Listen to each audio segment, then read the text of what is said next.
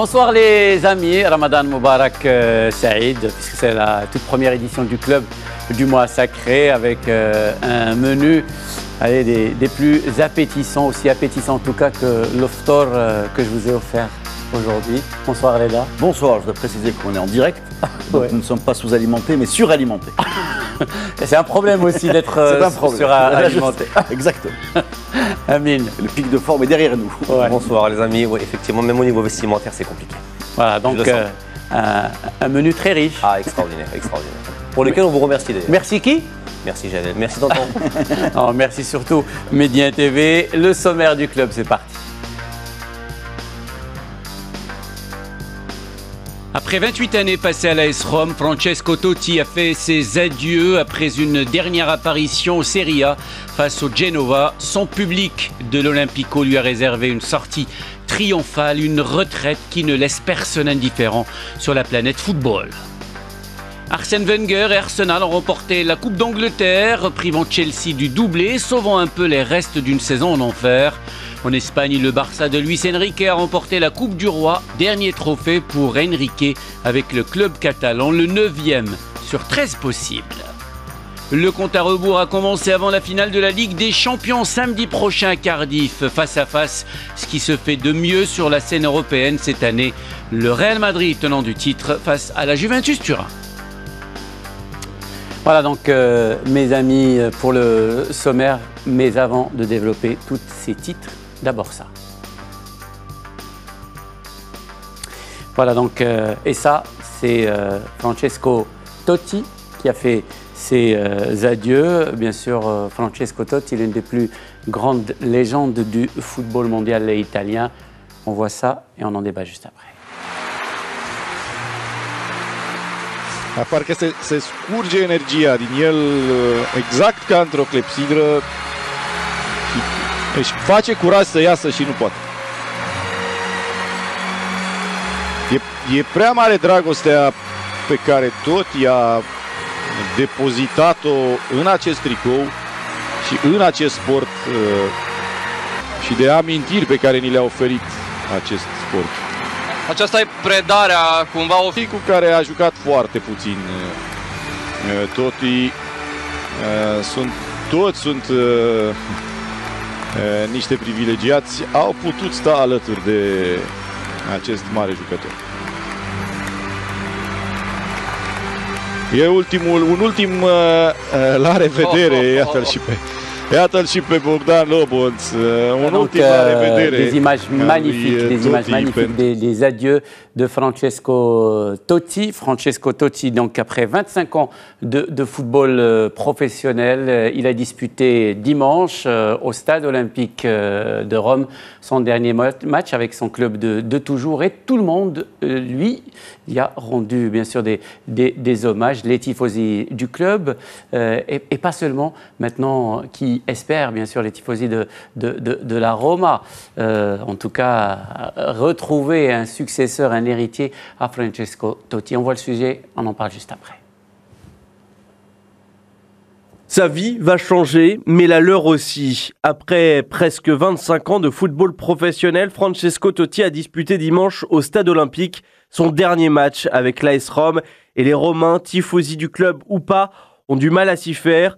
Avant le match, la Curva Sud, celle des ultras de la Roma, a déployé un tifo simple et beau avec ce message limpide, Totti et la Roma. C'est un moment forcément particulier, déjà inoubliable pour nombre de tifosi des Giallorossi pour qui c'est un crève-cœur. À 40 ans et après 25 saisons sous un seul maillot, celui de l'AS Rome, Francesco Totti a mis fin à sa carrière ce dimanche au stade olympique de Rome à la 54e et alors que le score était de 1 partout, Luciano Spalletti, l'entraîneur de la Louve, l'a enfin lancé au grand bonheur des tifosi qui ont en plus vu leur formation assurer leur deuxième place en s'imposant contre le Genoa 3-2 dans les dernières minutes. La soirée parfaite. Il ne pouvait en être autrement. Francesco Totti a symbolisé la Roma pendant tant d'années. Tout supporter de la Roma avait envie d'être là pour le remercier de toutes ces saisons où il les a fait rêver. Car si Totti n'a jamais disputé une demi-finale de Ligue des Champions, il a fait la fierté des supporters romains pour ses qualités et son amour du club. Mais voilà, Il ne portera plus le maillot giallorosso et c'est forcément un déchirement. Voilà avec nous notre consultant pour le football italien, Simone Rovera, qui bien entendu était dans les travées du Stadio Olimpico de Rome pour assister et vivre ce moment plein d'émotions. L'adieu à Francesco Totti. Buongiorno Simone.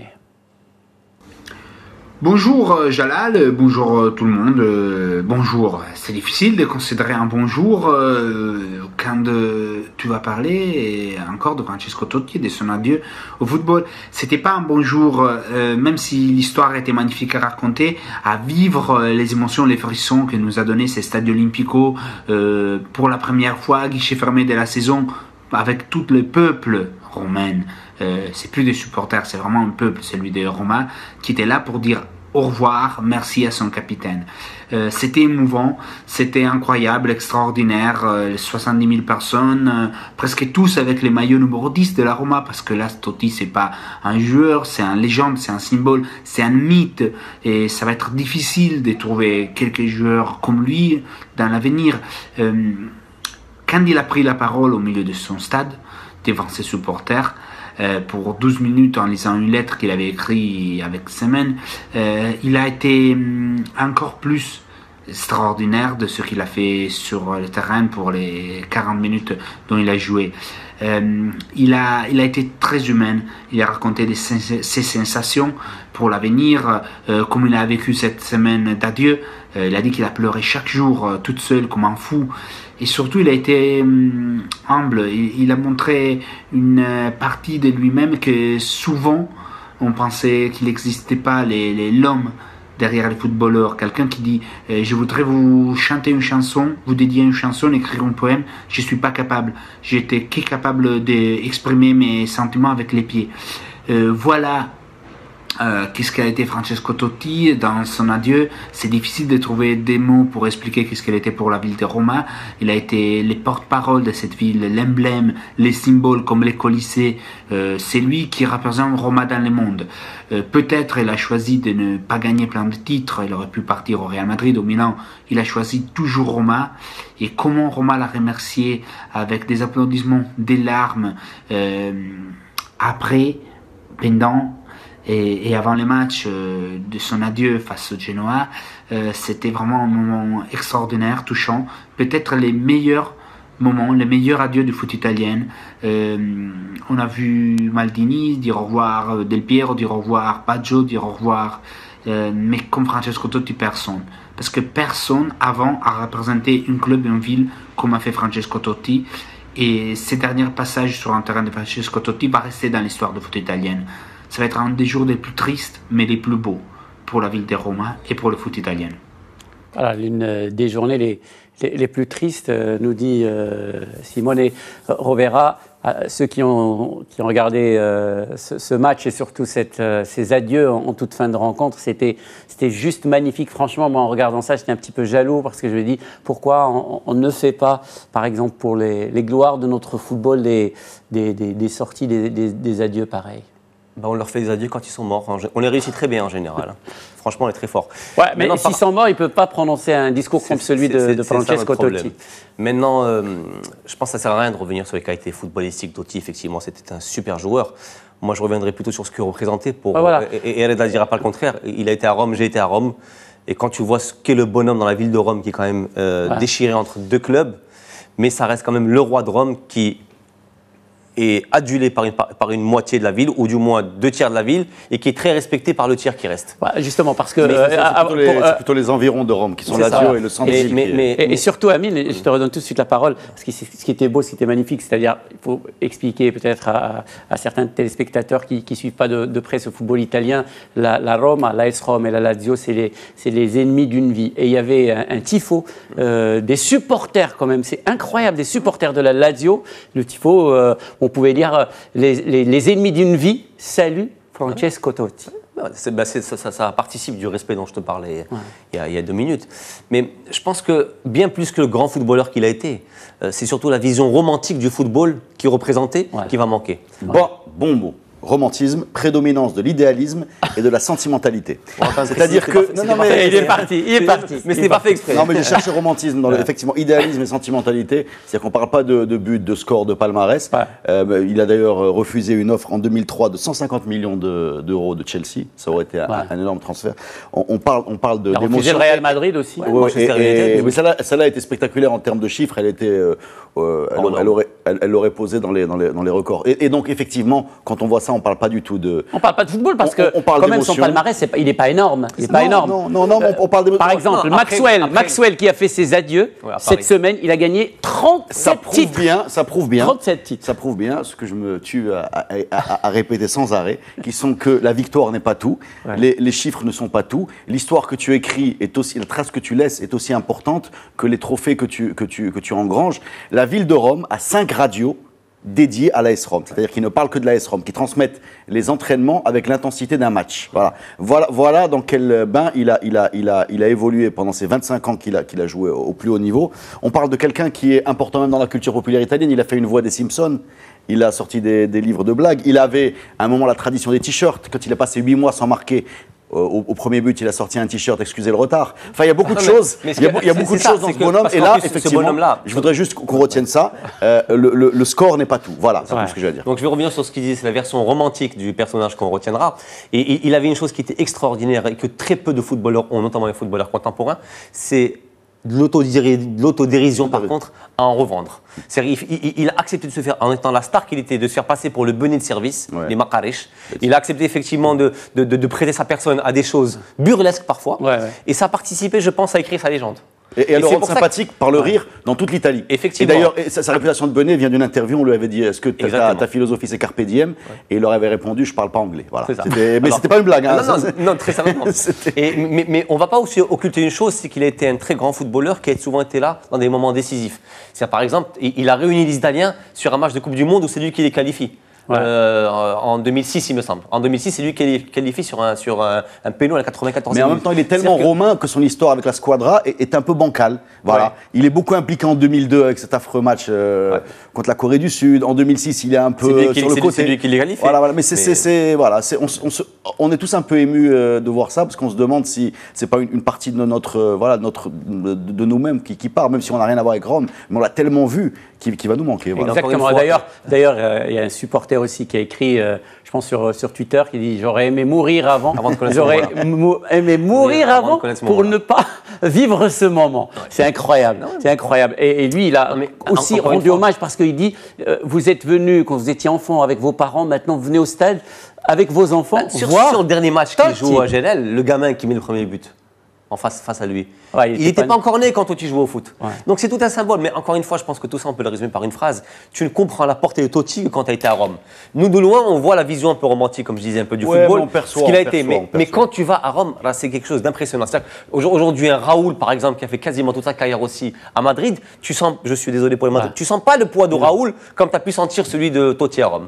Alors que c'est un peu le même. Alors que c'est un peu le même cheminement. C'est des enfants du club qui ont refusé de grandes offres. Raoul, il part que vers la toute fin de sa carrière, parce que Totti déclare qu'il veut continuer. À 40 ans, il a fait une déclaration en disant qu'il voudrait aller.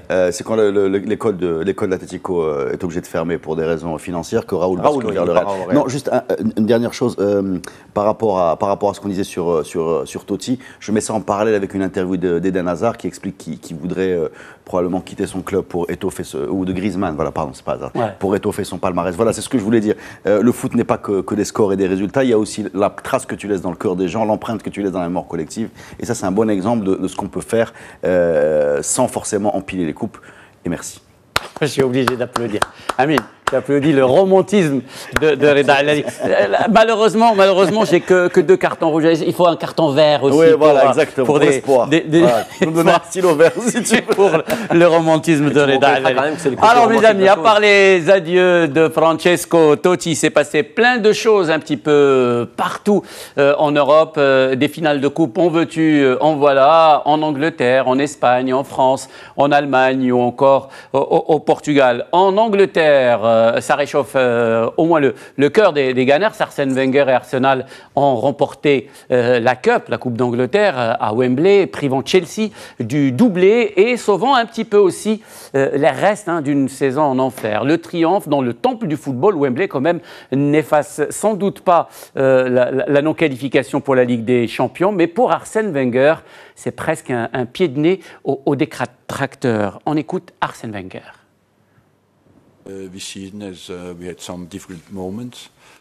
Cette saison, nous avons eu quelques moments difficiles, mais j'ai passé chaque minute de ma saison avec un engagement total et j'ai refusé de baisser les bras. À quelques moments, c'était facile de tout lâcher, mais quand vous terminez votre travail d'une manière positive, voilà, c'est une première journée de Ramadan riche en matchs et en émotions, surtout celui-là, Arsenal, qui a attendu le dernier match de la saison pour se réveiller. Oui, et placé judicieusement en milieu d'après-midi.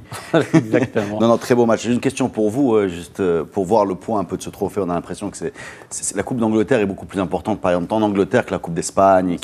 Voilà. Première édition de la Coupe d'Angleterre, à votre avis, c'est la compétition la plus vieille au monde. 1871, 146 ans, c'est énorme. C'est un gros trophée qu'a gagné Arsenal. Alors, est-ce qu'il va permettre de faire passer la pilule amère de la non-qualification en Ligue des Champions depuis 1846, et maintenant, il a pris un record quand même, notre ami Arsène Wenger. Il en a gagné 7 et c'est un record. Oui, il en a gagné 7. Ouais. Il en a gagné 7, mais surtout, c'est sur la manière en plus. Une démonstration, voilà, beaucoup d'intensité, une mise en place qui a complètement étouffer Chelsea. Oui. Un vrai football positif, collectif, rapide, tourné vers l'avant. Et Chelsea a perdu. C'est pas une surprise. Ils ont été dominés sur le plan du jeu. Un grand spectacle. Après, encore une fois, par rapport à son sort personnel, je ne sais pas comment ça va se jouer et quel est le poids de ce trophée par rapport à la non-qualification en Ligue des Champions et à cet échec en championnat. Je ne sais pas, mais en tout cas, une décision sera prise lundi, annoncée tout à l'heure. Moi, j'aime les supporters. Je pense que les supporters sont des gens qui souffrent. Et ils ont beaucoup souffert. Je suis content pour les fans des Gunners qu'ils terminent cette saison sur cette note positive, parce qu'ils ont beaucoup souffert. Ouais. Il a souffert également. On a entendu un petit peu la réaction d'Arsène Wenger. Il s'est aussi attaqué un petit peu aux supporters d'Arsenal. Il dit que quand tu es supporter, tu peux critiquer avant, tu peux ne pas être content, mais quand le match commence, il faut soutenir ton équipe. Et Arsène Wenger n'a pas du tout apprécié ça. Ouais. Mais bon, après, quand tu es supporter d'Arsenal et que tu vois le jeu qu'elle a été capable de développer contre Chelsea, qui, elle, joue très très bien et très solide, tu te poses quand même des questions. Ils ont, pour reprendre ce que disait tout à l'heure, ils ont parfaitement étouffé le système de Conte. D'ailleurs, la presse en a donné accord, je vois le lendemain en disant que oui, Conte pouvait être contenu tactiquement. Donc effectivement, il y a de quoi se poser des questions quand tu es supporter et quand tu vois Arsenal qui donne un match abouti et qui, malgré tout ça, quand tu viens faire le bilan de toute la saison, finit 5e en ayant très peu souvent fait plaisir. Donc aujourd'hui, quand tu es supporter, je peux comprendre que tu as un peu la haine, parce que si cet Arsenal-là avait joué toute la saison, ou du moins 2 tiers de sa saison, comme elle a joué le match contre Chelsea, je pense qu'elle aurait été en Ligue des Champions, et ça fait beaucoup d'argent en moins, donc des recrutements en moins, donc des moyens. Ça pose aussi des questions, parce qu'à part le fait qu'ils soient 5e de la Première Ligue, il y a aussi leur élimination en Ligue des Champions. Avec très tôt. Je crois qu'ils ont pris 10 buts en 2 matchs contre le Bayern, quelque chose d'assez affreux, qui pose des questions également sur l'étalonnage européen de cette Première Ligue. Voilà, moi j'attends en tout cas Chelsea et Liverpool et City qui sort aussi. J'attends ça l'année prochaine en Ligue des Champions, vraiment avec attention, parce qu'on a besoin de les repositionner sur la carte européenne. On a besoin de savoir exactement ce que ça vaut contre les vrais ténors. Voilà, on a l'impression que ça reste un petit peu en dessous quand même. Reda et Hamid, franchement, moi, à mon avis, c'est pas une mauvaise chose qu'Arsenal ne participe à la Ligue des Champions. Ils participent tout le temps et ils prennent des roustes pratiquement tout le temps. Oui, mais autant aller à la Ligue Europa. Le cas des voisins de Manchester United de remporter un trophée européen parce que... Qu'il est qualifié pour la Ligue des Champions. Voilà, donc en fait, c'est le serpent qui se mord la queue. Parce que c'est une question de finance aussi. La Ligue des Champions te positionne de façon très intéressante, y compris dès que tu sors des poules, tu gagnes un pactole. Et deuxièmement, Aujourd'hui, pour signer un joueur sans être qualifié en Ligue des Champions, c'est très compliqué. Liverpool, qui a souffert pendant 7-8 ans pour y retourner en Ligue des Champions, n'arrivait pas à attirer les talents. Voilà, tout simplement. Aujourd'hui, la Ligue des Champions, c'est une sorte d'Eldorado pour les joueurs de visibilité et c'est une sorte de Coupe du Monde permanente. Et les joueurs ne signent pas si tu n'y es pas qualifié. Et puis, il y a la question financière. Il ne faut pas oublier qu'aujourd'hui, Wenger a basé son positionnement, en tout cas sa légitimité, sur le fait qu'il faisait gagner beaucoup d'argent à ses employeurs. Et aujourd'hui, une année sans Ligue des Champions est une année avec beaucoup moins d'argent. Donc, comment est-ce qu'ils vont le vivre? Ça va être une autre histoire, paire de manches. En tout cas, un club qui est sûr de participer, qui participe tout le temps à la Ligue des Champions, c'est le FC Barcelone. Le FC Barcelone qui a remporté un trophée, la Coupe du Roi, la Copa del Rey, 29e Coupe du Roi pour l'équipe de FC Barcelone, qui a offert une sortie, on va dire, en beauté à son entraîneur, Luis Enrique, qui achève ainsi ses 3 ans de mandat au Barça avec 9 trophées quand même, alors qu'on le critique tout le temps sur 13 possibles. La réaction de Luis Enrique. Tristeza en absoluto, alegría total. De hecho, soy yo el que ha decidido que... Il n'y a absolument aucune tristesse, au contraire, une joie totale. C'est plutôt moi qui ai choisi qu'il était préférable de partir. Ce serait magnifique pour moi, pour les joueurs et aussi pour le club. Avec l'intensité de ce job et toute l'énergie que je déploie chaque jour, cela devient fatigant. Mais il n'y a aucun regret, au contraire. Voilà, il dit qu'il n'y a pas de tristesse à quitter le FC Barcelone, mais une joie totale vu l'implication de ce monsieur dans son travail. Il a été usé, fatigué par ces 3 années à diriger le Barça.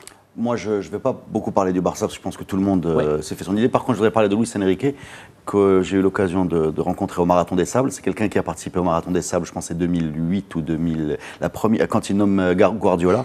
Et on avait beaucoup discuté. Il parlait de ce qui était important pour lui, sa qualité de vie, le fait de se retrouver dans le désert, etc. Et je comprends très bien. Il est sincère quand il dit qu'il est fatigué, qu'il veut prendre du recul. C'est pas une posture. Il est vraiment rincé. Ça l'a épuisé. Cette attention permanente quand il était parti. Alors que c'est un très grand sportif, tu dis qu'il a participé au Marathon des Sables, il fait beaucoup de compétitions extrêmes.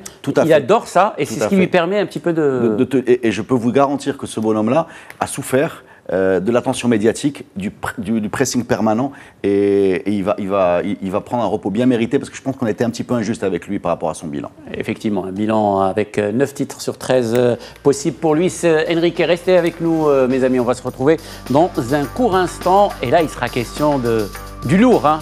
Le lourd, c'est la finale de la Champions League, c'est samedi 3 juin à Cardiff. Real Madrid, Juventus, à tout de suite. Rebonsoir mes amis, bienvenue dans cette seconde partie du club. Allez, c'est le dernier grand rendez-vous de la saison footballistique. La finale de la Ligue des Champions, ça se passe à Cardiff ce samedi et face à face, certainement, ce qui se fait de mieux cette saison en Europe.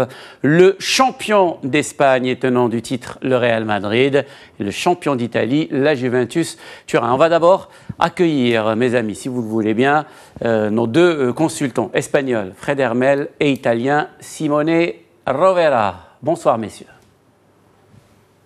Bonsoir les amis, bonsoir Jalal, bonsoir à tous. Mais oui, moi je suis prêt, bien entendu, que le Real Madrid de Zidane et le correspondant à Madrid sont prêts pour la grande finale de samedi. Je ne sais pas si mon copain italien, là, Simone Rovera, lui est prêt. Oui, bonjour Fred, bonjour Jalal, bonjour tout le monde. Bien sûr que la Juve est prête pour ça. On parle de quoi? D'une finale de Ligue des Champions. Donc c'est le match qu'on attend depuis les premiers jours, depuis les 14-15 septembre. La Juve a attendu ça depuis combien? 2 ans, 727 jours. C'était la dernière finale face au Barcelone, perdu 3 ans. Et là, la Juve s'est dit, on va pas terminer comme ça, on va revenir en finale et on va la gagner. Donc, c'est les moments où tout doit être prêt. Et la Juve, bien sûr, Massimiliano Allegri, Gigi Buffon, Dybala, ton ami Higuaín, ils sont tout prêts pour la finale. Voilà, donc ça s'annonce chaud entre le Real et Juventus et surtout entre Simone Rovera et Fred Hermel. Avant d'entrer dans le vif du sujet, la présentation de cette grande finale de la Ligue des Champions avec pour l'événement Julie Rosselin. Une chose est sûre, personne ne veut du statut de favori, ni du côté du Real, ni de celui de la Juve.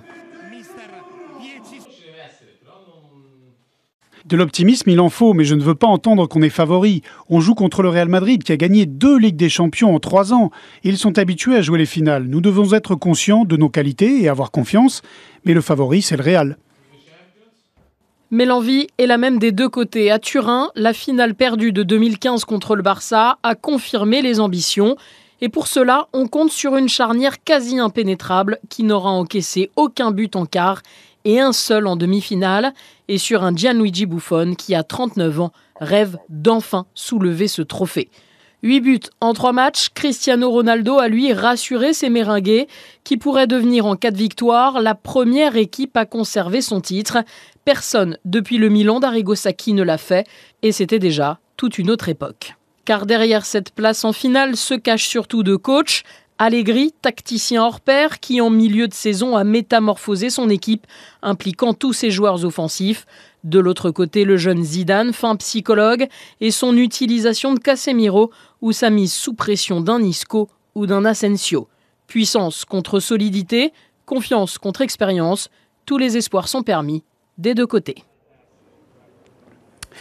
Et bien entendu, au Maroc, on est concerné par cette finale puisque Mehdi Ben Atia est retenu pour cette finale de la Ligue des Champions. Ce sera le 2e joueur marocain à disputer une finale de la Ligue des Champions après Erdogan Hajri. Mehdi Ben Atia que Fouad El Hennaoui est allé rencontrer à Turin. Extrait de cet entretien exclusif accordé par Mehdi Ben Atia, qu'il nous a accordé donc et que nous allons diffuser prochainement. Extrait de cet entretien avec Mehdi Ben Atia. Le match, ce sera le 3. Ça ne sert à rien de se faire le match dans la tête une semaine avant. Il faudra être prêt le 3 à 20h45. C'est tout, ça reste du football. C'est sûr que c'est un grand match à jouer, mais il n'y a pas de quoi se mettre une pression supplémentaire. C'est un match à enjeu, forcément. C'est la finale de la Ligue des Champions. Mais voilà, on a un groupe qui est quand même très expérimenté et je pense qu'on a tous très envie d'aller au bout. Et voilà, et on y croit, on a vraiment envie de rentrer dans la légende. Donc on va tout faire pour réaliser ce rêve. Oui, la Juve, ça fait des années qu'il n'a pas remporté ce titre. C'est le club malheureux de la Ligue des Champions. Il a perdu, je crois, 6 ou 7 finales de la Ligue des Champions. Là, vous comptez mettre fin à ces années de disette? Oui, bah c'est clair. En plus, on sait qu'il n'y a jamais une équipe à gagner 2 fois d'affilée, si je ne me trompe pas. Ouais. Donc le Real a gagné ils l'ont gagné l'année dernière, donc il faut espérer que la règle continue et voilà, qu'on puisse soulever ce trophée. En tout cas, comme j'ai dit, il faudra féliciter l'équipe, quoi qu'il arrive. On a vraiment fait un grand parcours. Et maintenant, voilà, quand tu arrives en finale, c'est sûr qu'une finale, ça ne se joue pas, ça se gagne. Ouais. Alors, dernière question, sur le club, vous avez vécu une saison magnifique dans la Ligue des Champions, notamment ce quart de finale face au Barça. Oui, ça a été 2 grands matchs. Vraiment, l'équipe a fait un match extraordinaire contre une équipe que tout le monde annonçait un peu finie. Mais non, ils nous ont mis en difficulté. Je pense que c'est vraiment la Juve qui a fait vraiment 2 grands matchs. Notamment au match retour, on n'a pas subi de but, alors qu'on a été quand même assez dominé dans l'ensemble, mais défensivement ça a été très solide. Donc c'est bien. Après, quand on sort Barcelone, c'est sûr que ça donne beaucoup de confiance pour la suite de la compétition. Et c'est pourquoi on est arrivé contre Monaco convaincu qu'on pouvait passer.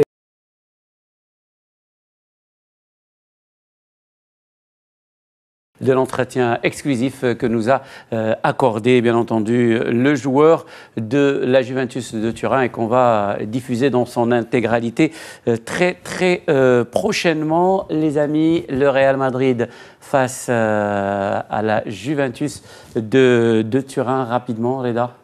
Oui, enfin, le mot favori, juste pour étymologiquement, c'est celui qui a le faveur du public. C'est-à-dire que quand on prédit qui va gagner, la majorité se dirige vers un des 2 clubs et c'est donc les faveurs qui désignent le favori. Là, je pense qu'on est dans 50-50. Il n'y a pas un nom qui nous s'impose dans la tête quand on imagine ce match. Parce que d'un côté, on a cette constellation de talents, cette équipe surdouée offensivement qui est le Real, mais qui est souvent en réaction.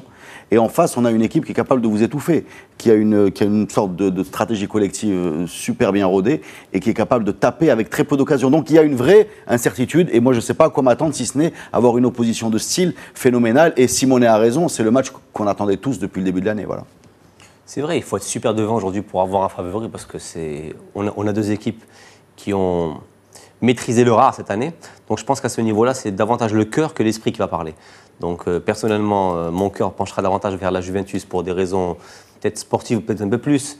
Buffon, on a toujours tendance à aller vers une équipe qui ne gagne pas, ou du moins moins que l'autre. Le Real reste sur une Ligue des Champions et un titre. La Juventus court après ce titre depuis bien longtemps et il finit perdu il y a 2 ans. Donc perso, effectivement, c'est très difficile de sortir un favori. Ce sont 2 très belles équipes. Mais si j'avais à choisir, je miserais plutôt une pièce sur la Juventus.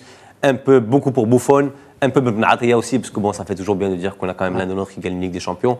Mais après, ça reste 2 très belles équipes, on verra. En tout cas, on est bien content d'avoir ça pendant Ramadan. Au moins, ça nous calera une petite heure avant le Ftor. Ça nous occupe. Moi, je voulais juste... à chaque fois qu'on parle des statistiques, ils ont perdu tel match, machin. Regardez Higuaín. Higuaín a l'habitude de foirer toutes ses finales, on est d'accord. Voilà, il a loupé un nombre c'est pas dit qu'il va foirer celle-là aussi. C'est bien ce que je te dis, exactement. Donc, or, il a été décisif, il a été glorieux pendant toutes les phases de qualification. Voilà, il a été phénoménal de précision, de justesse, d'intelligence tactique, etc. Bon, voilà, imagine que cette finale, il la loupe pas.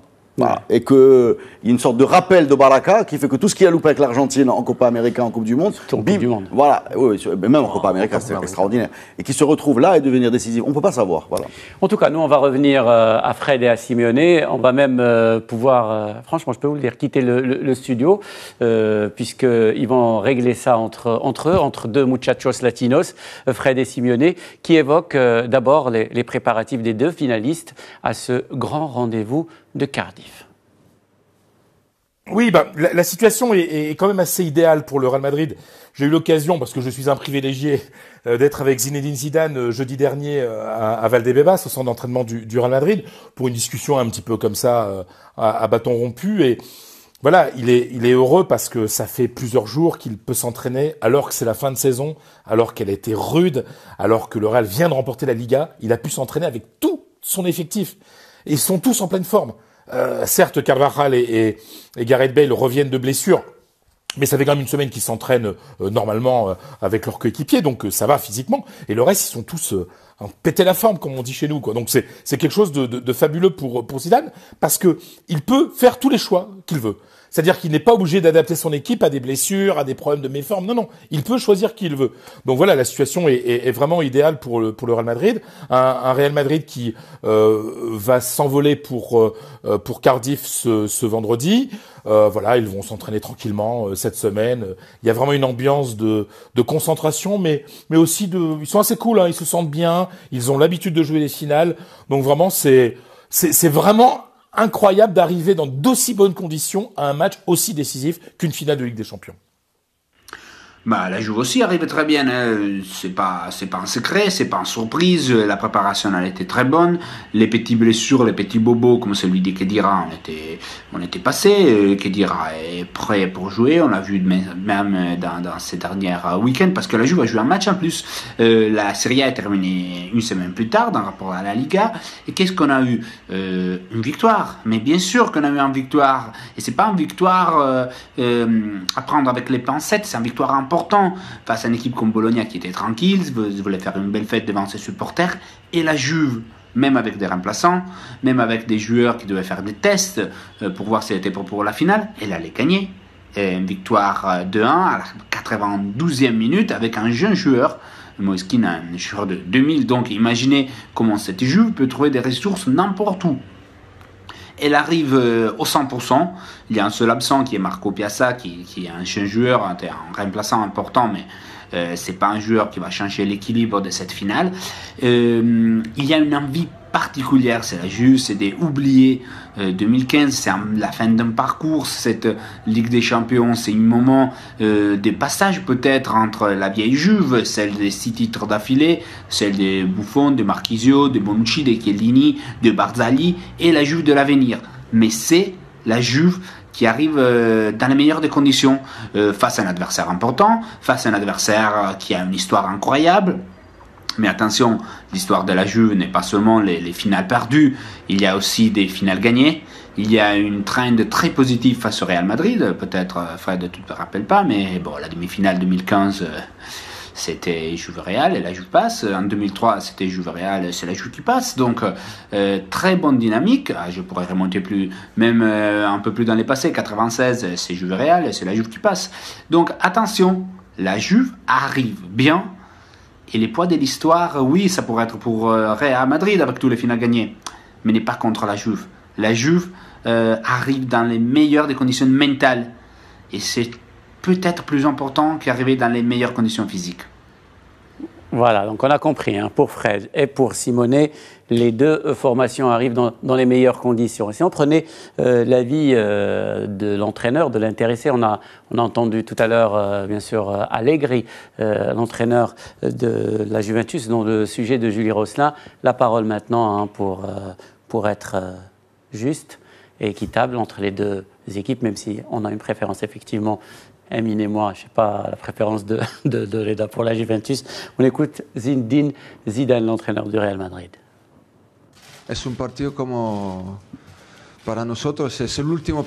C'est notre dernière rencontre, notre dernier match de la saison et le plus important. Mais nous allons le préparer comme nous avons préparé les autres matchs. Nous n'allons rien changer, surtout pas maintenant. Porque no vamos a cambiar nada y más y menos o más ahora. Voilà, donc le dernier match de l'année, le match le plus important.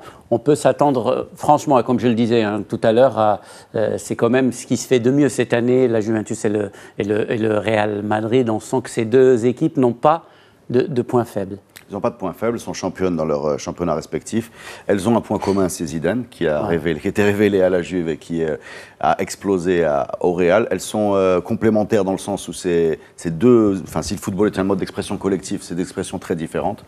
Voilà, et c'est effectivement un régal. Moi, j'ai la possibilité de regarder ça avec un œil neutre et je vous assure que je me régale d'avance de ce que va proposer cette opposition entre un football offensif vertical et une espèce de quelque chose de plus réfléchi et de beaucoup plus stratégique. Voilà. Et il y a des choses qui vont être très importantes. Et je répète ce que je disais, Buffon et Higuaín, pour moi, sont les clés du match de la Juve. Voilà.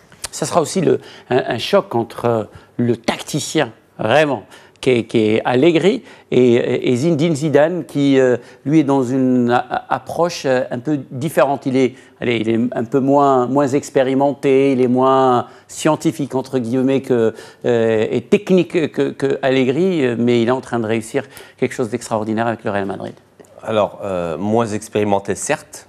Moins tacticien, on ne sait pas, parce que tous les gens qui l'ont approché, qui ont joué sous ses ordres, ou qui l'ont juste connu, disent que c'est quelqu'un qui est très très intelligent, qui comprend très bien le foot et qui met en place parfaitement son équipe et qui sait justement la reformater quand il le faut en cours de match. Ben, comme tu as dit si bien, c'est une équipe qui est toujours en réaction plutôt qu'en action.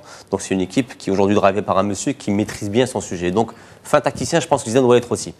Maintenant, je ne suis pas d'accord avec toi, parce qu'il faut bien pas être d'accord avec toi de temps en temps, même si tu es le chef. Ce n'est pas la meilleure affiche possible, parce que je pense qu'aujourd'hui... C'est vraiment très... Je mérite de pas être d'accord avec moi. Ah ouais, c'est bien, continue. Non, mais tu peux aller. Non, mais plus sérieusement, ce n'est pas la meilleure affiche qui sort, parce qu'aujourd'hui, sur ce qu'on a pu voir, on aurait pu avoir un Juve-Bayern qui aurait été tout aussi beau, un Barça-Juve ou un Barça-Bayern. Aujourd'hui, on a quand même eu un joli cru, avec de très très belles équipes, où, comme il n'en faut que deux, c'est le Real et la Juventus. Maintenant, effectivement, on aura deux oppositions de style complètement différentes, avec une équipe qui attaque très bien et l'autre qui défend beaucoup mieux. Mais une équipe aujourd'hui, peut-être la Juventus, qui je pense, à mon avis, mais il est tout humble, est peut-être un peu plus complète, parce qu'elle aussi attaque très très bien. Ils ont des atouts offensifs qu'ils n'avaient pas avant forcément. Maintenant, ce qu'il y a, c'est que, comme dit Reda, quand on voit ça dans une neutre, on vibre moins, il y a moins de passion. C'est-à-dire qu'aujourd'hui, j'aurais voulu avoir une équipe de cœur qui joue une finale de Ligue des Champions, mais ça restera quand même un super match, ça restera une super finale. Donc on prend, et puis... Encore une fois, je ne suis pas d'accord, ce n'est pas le dernier match passionnant de la saison. Il y a la Coupe des Confédérations qui commence le 17 juin. Et crois-moi que par rapport à Ramadan, ça va nous faire beaucoup de bien. Ouais, mais cela dit, tu veux parler de passion, de regard pas neutre du tout. Eh ben, on va revenir chez nos amis Fred et Simone. Ils vont pas se battre. Ils vont pas se battre. Ils vont juste nous expliquer chacun pourquoi le Real pour Fred et pourquoi la Juve pour Simone vont gagner ce trophée. Bien sûr, ce serait un événement colossal. Ce serait un exploit hallucinant que réussirait Zidane et son équipe si samedi soir il battait la Juve. En tout cas, il remportait cette finale parce que imaginez que faut remonter à 1958. 1958. À l'époque, les stars étaient Di Stefano, Puskas, Rento, Coppa, etc. Pour voir le Real faire le doublé Liga et Coupe d'Europe. Donc parce qu'à l'époque, la Ligue des Champions, je parle ça pour les jeunes, je dis ça pour les jeunes, ça s'appelait la Coupe d'Europe des clubs champions. Donc c'est hallucinant. Et c'est vrai qu'il y a une ambiance historique ici à Madrid. On a vraiment l'impression que cette équipe, elle n'a pas de rival, elle est tellement forte et j'en parlais tout à l'heure, voilà, ils sont tous tellement bien physiquement, ils sont bien dans leur tête, ils sont bien dans leur tactique de jeu, ils sont bien dans leur façon de s'entraîner, dans leur façon de jouer, que voilà, il y a l'ambiance très favorable, très optimiste et le sentiment que s'il n'y a pas une expulsion, un penalty bizarre, etc., même si c'est la Juve en face, on a l'impression qu'ici que le Real Madrid est supérieur parce qu'il est supérieur au niveau du talent et il est supérieur au niveau physique. Donc voilà, c'est quelque chose de magnifique pour ce Real Madrid parce que il a déjà rempli son objectif, qui était la Liga. Ça, c'est évident. Et parce qu'il a rempli cet objectif de la Liga, parce qu'il s'est préparé pour gagner la Liga, tous les effets positifs de cette manière de fonctionner, de cette planification, se sont vus dans les matchs de Ligue des Champions. Et ils arrivent tous très bien en Ligue des Champions à cause de ce qui a été fait en Liga. Donc, ce serait vraiment la cerise sur le gâteau et une cerise énorme si le Real remportait la Ligue des Champions. Bien sûr qu'ils veulent la gagner, mais la saison, quoi qu'il arrive, elle aurait été magnifique. Et donc ça, je vais pas dire qu'ils arrivent très détendus à la finale de Ligue des Champions. Enfin, ils arrivent sans cette pression énorme qui est de ne pas gagner un titre dans une saison. Donc voilà, je pense qu'il y a un réel avantage pour le Real Madrid. Avantage, Fred, moi je ne vois pas les avantages pour le Real Madrid. Après toi qui me parles de qu'est-ce que peut s'arriver sur un penalty ou un carton rouge. S'il y a un club qui ne doit pas avoir peur d'un penalty ou un carton rouge, c'est sûrement le Real Madrid, mon cher ami espagnol. Mais on revient aux choses importantes parce que j'espère que l'arbitre, ça va pas être important dans cette finale. Les chances de la Juve sont plusieurs. Je crois que la première s'appelle Gianluigi et comme nom de famille, il a Buffon, qui est un gardien extraordinaire, mais je pense qu'il n'y a pas besoin d'avoir une présentation officielle de ce que représente Gigi Buffon pour le foot italien et pour la Juve. Et c'est un gardien qui a donné pas seulement avec ses arrêts, parce qu'il faut oublier les statistiques des arrêts du gardien, parce que la Juve a un bloc défensif qui va au-delà de la grandeur, de la magnifique expérience, de la magnifique saison, de la magnifique carrière de Gigi Buffon. Gigi Buffon a une capacité d'adresser sa défense avec un seul regard, avec un seul mot. Il les avertit du danger. Et c'est pas un hasard si la Juve, qui n'a jamais perdu en Ligue des Champions, qui a encaissé seulement 3 buts en Ligue des Champions, arrive très détendue à cette finale. En 2015, il y avait une pression. Le fait d'être arrivé un peu invité surprise du dernier carré, d'avoir déjà fait une exploit face au Real Madrid, parce que la Juve de 2015 était une belle équipe, mais une équipe qui était en train d'écrire une histoire qu'on ne s'attendait pas. Aujourd'hui, la Juve est une équipe qui a été bâtie pour gagner la Ligue des Champions, et surtout comme première pierre de cet bâtiment à Gigi Buffon. Les autres chances. Je ne vais pas dire Gonzalo Higuaín, surtout si on considère Gonzalo Higuaín comme le finisseur de cette équipe, pas les buteurs. Il ne va pas être l'homme de la victoire, je ne pense pas, ça peut être une surprise incroyable. Ce que c'est important de Gonzalo Higuaín, c'est qu'il arrive dans une machine parfaite pour être un homme en plus, pour être une option en plus. La Juve a été bâtie sur les gants de Gigi Buffon et sur les pieds de Paulo Dybala. Ils sont des joueurs extraordinaires, mais s'il y a une vraie architecte de cette saison, une vraie architecte de la Ligue des Champions, avec ces 2 finales en 3 ans, c'est Massimiliano Allegri. Zinedine Zidane va être un grand technicien, il va créer une histoire incroyable. J'espère qu'il va gagner plusieurs Ligues des Champions, peut-être un jour la 2e, la 3e, la 4e, et pourquoi pas quand il sera entraîneur de la Juve, peut-être dans l'avenir. Mais s'il y a une entre les deux personnes qui sont assises sur les bancs, qui va donner une empreinte tactique au match et peut changer les cours de match avec ses décisions, avec ses visions, avec ses interprétations, c'est Massimiliano Allegri. Donc la Juve a beaucoup de chances d'arriver au bout de cette finale, de gagner pour ses hommes, et pour une ADN qui est dans les maillots de la Juve, qui est dans les pieds de la Juve, dans la tête des joueurs de la Juve. Gagner n'est pas importante, c'est la seule chose qui compte vraiment. Et après avoir beaucoup perdu en finale, cette année, la Juve, qui arrive de loin, qui arrive d'une rétrogradation en 2006 et une montée il y a 10 ans de la Série B à la Série A italienne, la Juve arrive avec beaucoup de confiance. Avec cette confiance, la Juve ne va pas trembler, même pas, face au grand Real Madrid de Cristiano Ronaldo, de Zinedine Zidane et de Fred Hermel. Il est drôle. Il est drôle. Rapidement, qui a gagné, Fred ou Simone? Non, largement Simone, même si je suis étonné par deux choses. La folie de Fred, qui te dit que le Real se présente avec beaucoup plus de talent que la Juve, ce qui est scandaleux. Et Simone, quand il parle aujourd'hui de tous les atouts de la Juve, sauf de sa défense. Il parle de Buffon et de l'entraîneur. Moi, une phrase. Plus j'entends mon ami Fred Hermel, plus je soutiens la Juve. Merci beaucoup. Les amis, on va bien entendu se retrouver la semaine prochaine pour un nouveau Ftor. Accessoirement, une émission. C'est la meilleure nouvelle de la semaine. Voilà, exactement. Pour commenter cette grande finale samedi prochain à Cardiff entre le Real Madrid et la Juventus de Turin. Merci les amis, on se retrouve mardi prochain. Ciao.